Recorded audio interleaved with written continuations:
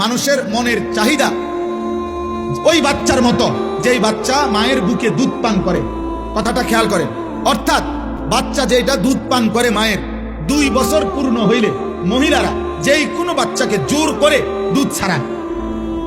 অর্থাৎ এটার জন্য বাচ্চা অনেক কাঁদে, চিৎকার করে, কান্নাকাটি করে, কিন্তু 2 বছর পূর্ণ হইলে মহিলারা বুকের দুধ ছাড়ায়। অর্থাৎ বাচ্চারে আর কোনোভাবে দুধ পান করতে দেয় না।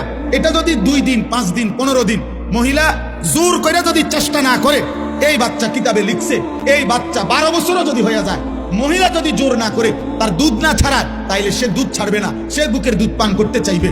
এই জন্য নিয়ম হইল, মানুষের মনের চাহিদাকে কেউ যদি জোর করে আল্লাহর দিকে না ফিরায়, গুনার থেকে না বাঁচায়, আল্লাহর দিকে না ফিরায়, জোর করে যদি নামাজ না পড়েন, জোর করে যদি গুনার থেকে না বাঁচেন, জোর করে যদি নারীর থেকে চেহারা না নামান, খোদার কসম 100 বছর না, বয়স যদি 900 বছর হয় আর নিজে যদি জোর না করে, তাহলে এই বুড়ো নারী দেখার লোভ তার যাবে না কোনদিন।